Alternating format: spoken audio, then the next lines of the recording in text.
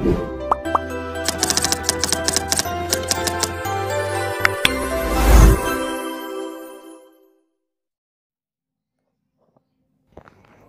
assalamualaikum warahmatullahi wabarakatuh. Apa kabar mas bro semua di seluruh tanah air, para truk lovers mania. Kembali lagi tentunya di Bongki Channel ya mas bro. Oke, sebelum kita mulai tolong di subscribe dulu mas bro, agar saya tambah semangat. Oke.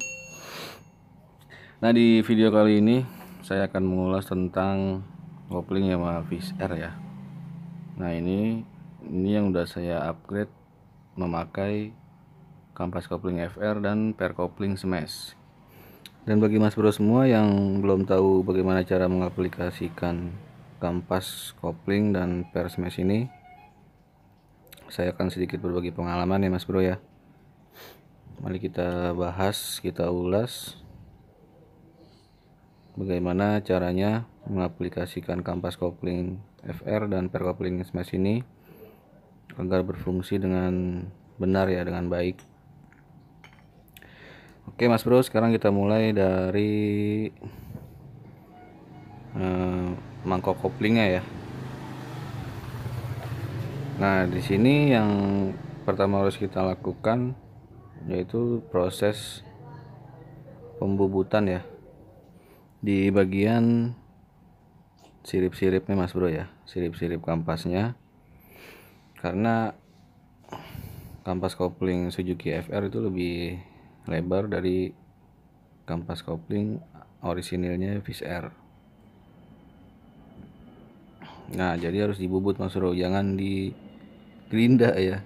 Kalau digerinda nggak rata ya mas bro, takutnya nanti kelebaran malah jadi longgar, seperti itu mas bro. Nah, di bagian sini ya, ini harus dibubut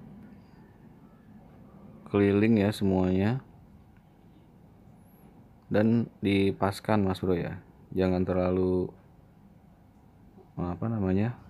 seret dan juga jangan terlalu longgar, jadi sedang, ada sedikit jeda mas bro ya untuk dia gerak. Nah, ini juga sudah saya bolongin ya untuk sirkulasi oli ya, biar dia bisa masuk mas bro. Nah, ini yang udah saya bubut seperti ini mas bro.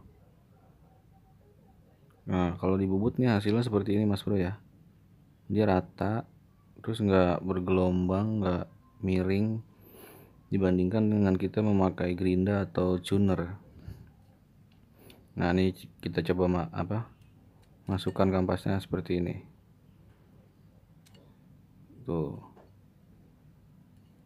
jadi lancar ya mas bro, nggak ada yang seret. Nah, dan juga nggak terlalu longgar ya mas bro, jadi pas mantap mas bro. Jadi dia berfungsi dengan baik ya mas bro, karena kalau terlalu longgar dia pasti akan berisik mas bro, karena terlalu banyak jeda kan. Nah, untuk di bagian dasarnya seperti ini ya, ini harus rata semua jaraknya. Nah, kita perhatikan ya tuh, ini rata, jadi nggak ada yang miring ya mas bro ya. Soalnya kalau sampai ada yang miring, pasti pergesekan pun nanti nggak akan rata. Nah, ini siripnya seperti ini ya tuh. Nah, jadi nggak ada yang seret, terus juga nggak terlalu longgar mas bro, dan memang juga harus ada sedikit jeda ya.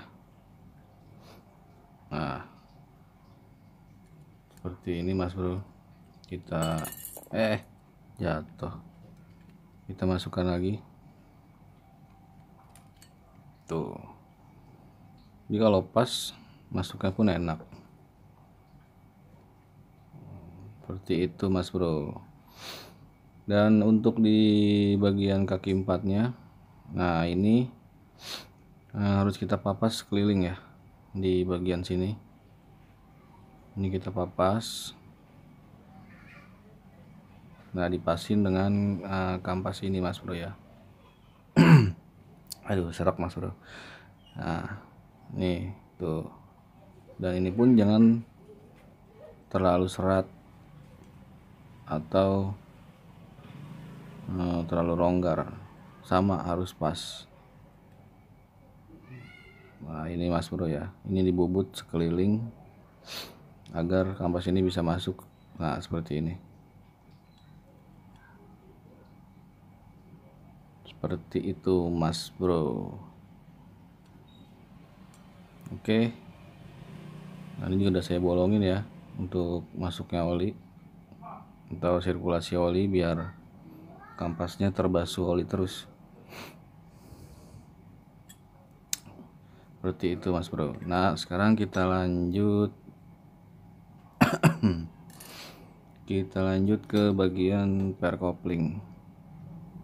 Nah ini tutup kaki empatnya ya. Nah ini udah saya bubut sesuai diameter per kopling semes ini mas bro ya. Nah ini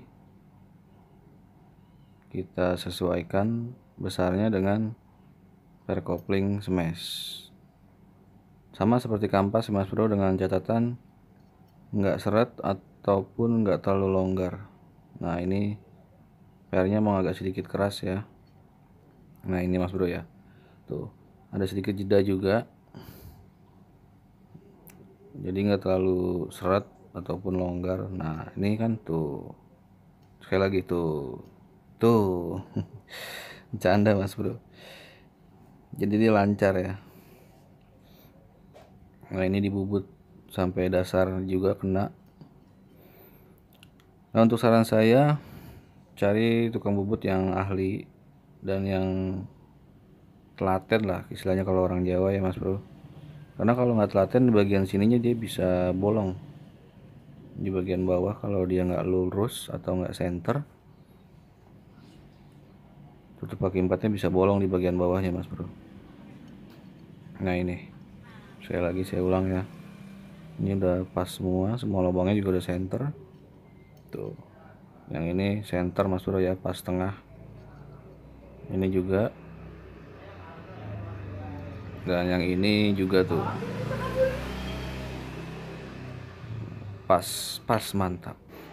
Oke mas bro, seperti itu kira-kira review singkat tentang kopling Yamaha Fish Air dengan memakai kampas kopling FR dan per kopling smash. Jangan lupa di subscribe. Dan cara seperti ini banyak juga digunakan di dunia balap road race ya mas bro, karena di motor balap road race saya juga memakai kampas kopling FR dan per kopling smash. Dan untuk harian pun juga enak ya mas bro, hanya saja sedikit keras di bagian per, kita harus modifikasi di bagian handle kopling. Oke mas bro, sekian review singkat saya, semoga bermanfaat untuk mas bro semua. Jangan lupa like, share, comment, and subscribe. Sampai jumpa di video selanjutnya. Oke, wassalamualaikum warahmatullahi wabarakatuh. Bye bye.